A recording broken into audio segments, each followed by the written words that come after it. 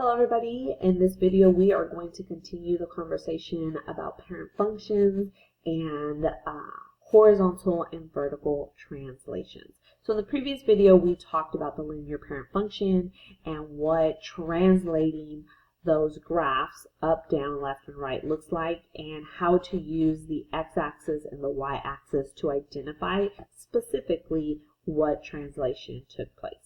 Now, we're going to do the exact same thing in this video, but this time we're going to focus on the quadratic parent function and quadratic translations. So with that being said, let's talk about the quadratic parent function. So a quadratic function has a graph that looks like a U, and we call that a parabola. And in order for us to go from a straight line to a U-shaped graph, our parent function does have an x in it, but it's raised to the second power. So somewhere we're going to go ahead and write down y is equal to x to the second power. So if we get rid of the 2, it's just a linear function. It creates a straight line, but by adding the 2, it does create a U-shaped graph, which, like I said earlier, is called a parabola. So let's go ahead and create a table of values.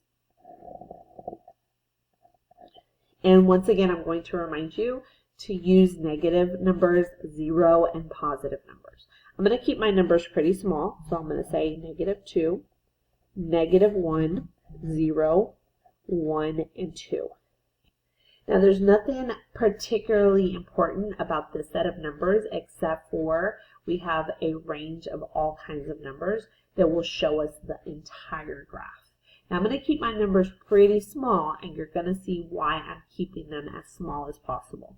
So with that being said, I do want to remind you, in order for us to find y, we need to take our x value and square it. Remember, we're not multiplying by 2. We're taking the number, the x value, and multiplying it by itself. So that means that if x is -2, I'm basically saying -2 times another -2. And that's not going to give us -4, it's going to give us +4. 2 times 2 is 4, 2 negatives make it positive. Alright, we're going to do the same thing with -1. -1 squared is just -1 times -1, which gives you +1. 0 times 0, 0. 1 times 1, 1. 2 times 2 is 4.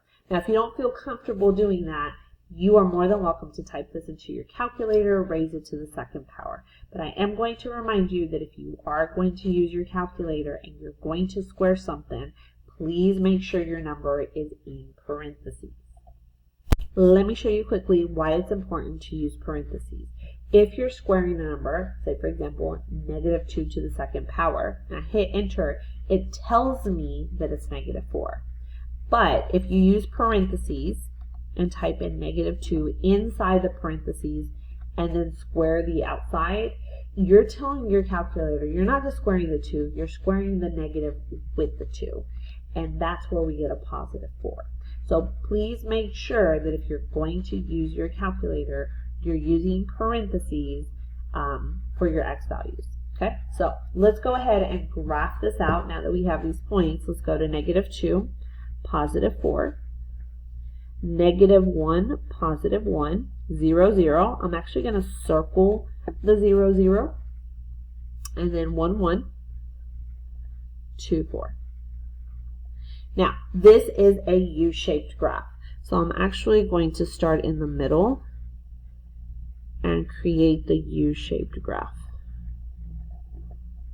And because this is my parent function, let's go ahead and name it f of x. This is the original, this is the most basic graph that we get. Now, let's do a reflection across the x-axis. So we talked about how the reflection just changes the direction. It doesn't do anything to the width, it doesn't do anything to the shape. It just changes the direction across the x-axis. So we're going to do a reflection across this axis, which means we're going to count the distance from each point and move them in the opposite direction. So I'm going to start with this one right here. Notice that this one is 4 units away from the x-axis, 4 units above it. So that means a reflection would mean 4 units below. Okay. So that's this point reflected.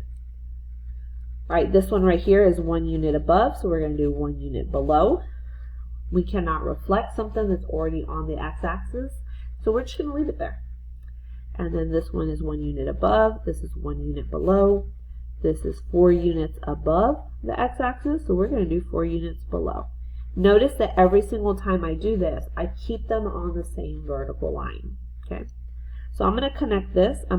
We're going to share that point in the middle, which is called a vertex. So if you didn't know, the point in the middle of your parabola is the vertex. And that's actually what we're going to use to allow us to see a horizontal and a vertical translation. So notice that when you're comparing these two graphs, this opens up, this one opens down, and that's it. They have the same width, they have the same shape. Reflections just move it in the opposite direction. Okay, so let's talk about taking this parent function, moving it left and right, moving it up and down. Right, so I also wrote the description right here in this box. So our description is that g of x is just f of x reflected across the x-axis. It's the same graph, but in a different direction. All right, so now let's focus on moving this left and right. So horizontal translations is what moves something to the left and to the right. Notice that the parent function is already printed, so let's just pick our points from this graph. I'm going to recycle and use the same points. Okay, that's my vertex. That's going to be important to us. I'm going to use the 1s and the 4s. Now, if this graph was a little bit bigger, we could probably include the 9s because 3 to the second power are 9. Negative 3 to the second power is also a positive 9, but we ran out of space for this one. So these are the 5 points that I'm going to use. So for this one, let's translate this graph 4 units to the right. So that means we're going to take all 5 points and shift them over 4 units to create a brand new graph. So I'm going to go ahead and label this one f of x because that's our original. And let's go ahead and count. I'm going to start, since we're going to the left, I'm going to use this one right here and count 1, 2, 3, 4. All right, we're going to take this one and go 1, 2, 3, 4. And then if I take this one, it's also going to go 4. Now, this one sometimes gets tricky, but we're still taking each one of these points and moving them 4 units to the left. 1, 2, 3, 4. 1, 2, 3, 4. Now, I'm just going to slightly go over this one so you know it's still part of our new graph. So I'm going to circle my vertex, and I'm going to create both sides of our parabola, which is a U-shaped graph. Because this is a whole new graph, we're going to go ahead and call it g of x. Now, when we're comparing translations between two parabolas, we're going to look specifically at their vertex.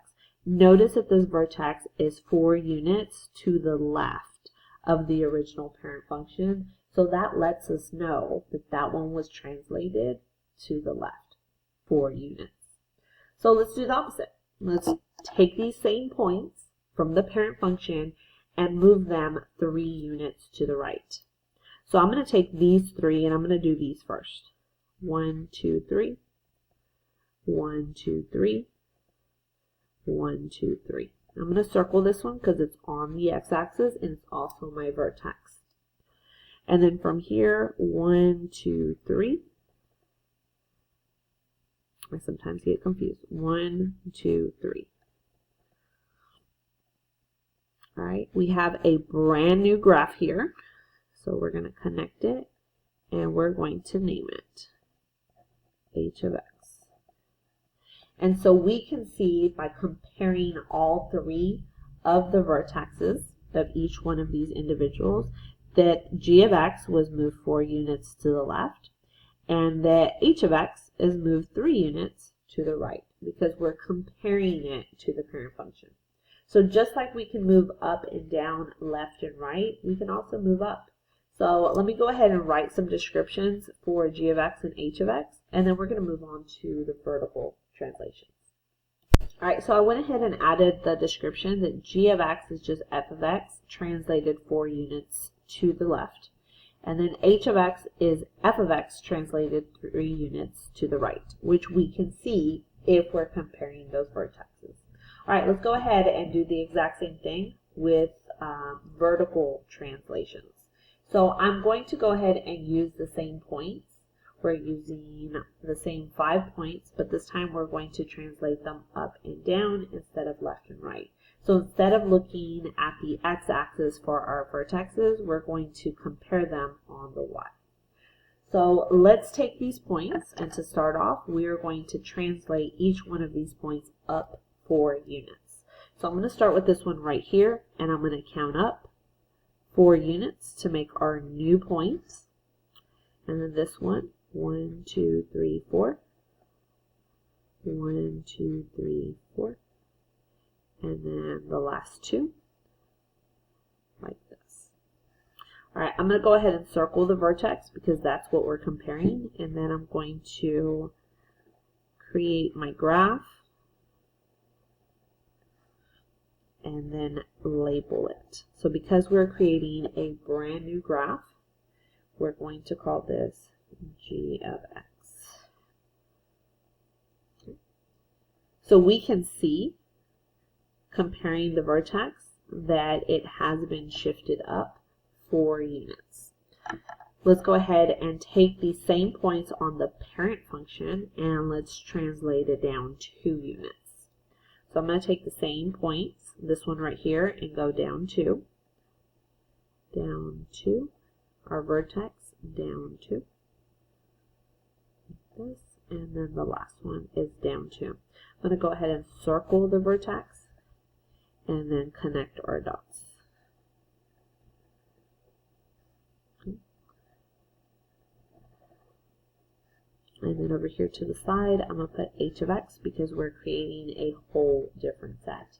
So from here, anytime we move something up or down, whether it is a linear function or a quadratic function, we're using the y-axis to tell us specifically in what direction and how many units that they moved. And then when we move something left and right, like we did on the previous graph, we're looking at the x-axis to see that they've been moved to the left or to the right. So I'm going to go ahead and write the descriptions of g of x and f of x, and then we'll move on to exponential functions. Alright, so as you can see, we wrote in that g of x is f of x translated 4 units up, and we can see that by looking at both of those vertexes. And then h of x is f of x translated 2 units down. Once again, comparing those 2 vertices. Alright, so this is what quadratic translations look like compared to their parent functions. In the next video, we're going to go ahead and look at an exponential function. So I hope these examples and these explanations helped. I'll see you guys in the next videos.